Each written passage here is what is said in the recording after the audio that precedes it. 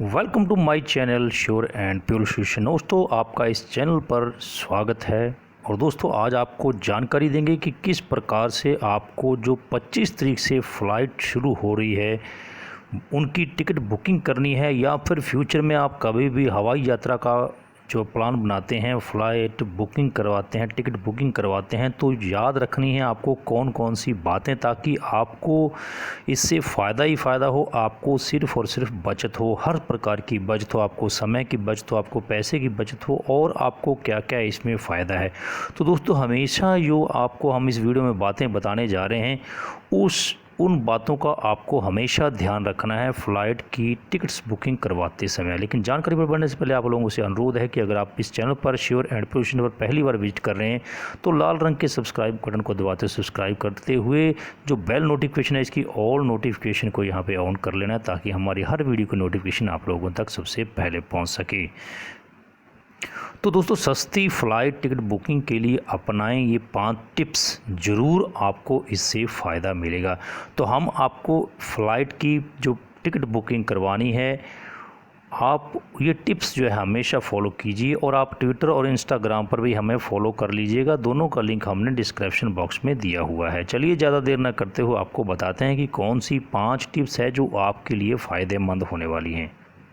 दोस्तों नंबर 1 है कि एयरलाइंस कंपनियां फ़्लाइट के लिए टिकट कई महीने पहले ही बेचना शुरू कर देती हैं। इसलिए अगर आप कहीं प्लान बनाकर जा रहे हैं तो आपको जल्द से जल्द जो है अपना टिकट बुक करवा लेना चाहिए। अगर आप पहले से टिकट बुकिंग करवा सकते हैं तो आपको टिकट सस्ता मिल जाता है। वहीं अगर आप यात्रा के कुछ दिन पहले ही अगर टिकट बुकिंग करवाते हैं तो आपको बहुत महंगा पड़ता है। तो नंबर 1 टिप्स यही है कि आपको अपनी यात्रा का प्लान करके टिकट जो है वो पहले से बुक कर लेनी चाहिए। इससे आपको पैसों की बचत होगी।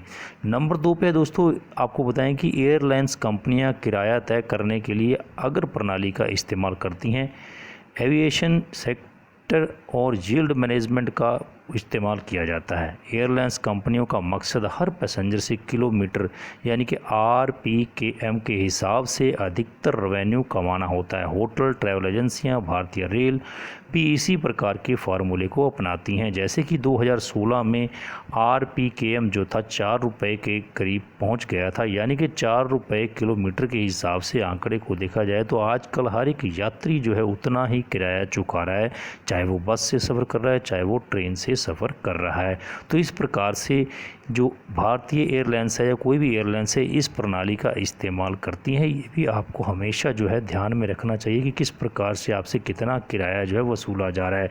नंबर 3 जो टिप्स है दोस्तों वो ये है कि अगर आपको टिकट बुकिंग करवाते समय इस बात का भी आपने ध्यान रखना है कि आपका टिकट नॉन रिफंडेबल है या फिर रिफंडेबल है। अगर नॉन रिफंडेबल टिकट लेने के बाद अगर आपका टिकट कैंसिल कराते हैं तो आपको बिल्कुल भी रिफ़ंड नहीं मिलता है। और अगर आपको अपनी यात्रा के लिए कोई भी कन्फ्यूजन हो, यानी कि आपको अगर किसी आपकी यात्रा की टिकट जो है जो डेट है वो निर्धारित नहीं है, तो आपको हमेशा जो है रिफ़ंडेबल टिकट ही खरीदना चाहिए। ऐसे टिकट खरीदें कि अगर आपको कंपनियां अगर आपको रिफ़ंड वापस भी करना पड़ता है, अगर आपको जो है टिकट जो है कैंसिलेशन करवानी पड़ती है तो आपका कम से कम जो है वो नुकसान हो, आपको पैसा जो है उससे रिफ़ंड मिल जाए। चौथी बात यह है कि आपको बता दें कि जो टिकट एयरलाइंस कंपनियां देती हैं वो जब भी आप रिफ़ंड करवाते हो तो 2500 रुपये से ज़्यादा कैंसिलेशन फ़ीस जो है वो चार्ज नहीं कर सकती हैं। अगर आपके पास 3000 रुपये का फ़्लाइट टिकट है और आप टिकट कैंसिल करवाते हैं तो आपको 2500 रुपये काट के 500 रुपये वापस मिलेंगे। और इस प्रकार से अगर आपका 2500 रुपये से नीचे का टिकट है या 2500 रुपये का टिकट है तो आपके हाथ कुछ नहीं लगेगा। इसलिए आपको इस बात का ध्यान रखना है कि आपको हमेशा जो है रिफ़ंडेबल टिकट ही लेना है, ताकि जब भी आप टिकट कैंसिल करवाएं तो आपके हाथ में कुछ ना कुछ रिफ़ंड जो है वो आना चाहिए।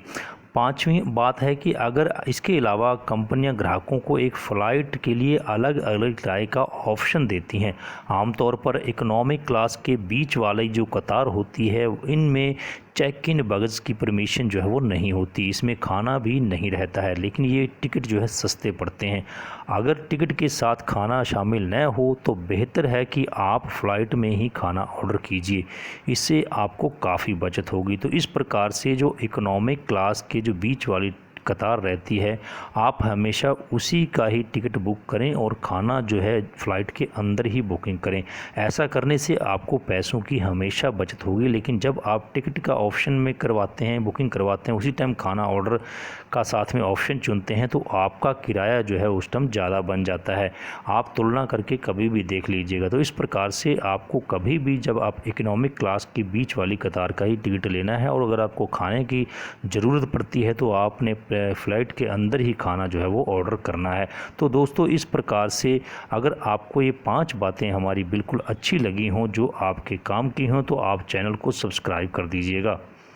और उसके बाद अगर आपको वीडियो अच्छी लगी हो तो लाइक कर दीजिएगा और ज़्यादा से ज़्यादा मित्रों में शेयर कीजिए, ताकि सबको इन 5 बातों का, अमूल्य बातों को पता चल जाए, ताकि वो फ़्लाइट टिकट करवाने से पहले इन बातों का ध्यान रखें और अपनी बचत करें। तो दोस्तों, फ़िलहाल आज की वीडियो में इतना ही। हम मिलते हैं फिर से आपको एक नई वीडियो, एक नई अपडेट में। तब तक के लिए जय हिंद, जय भारत, वंदे मातरम।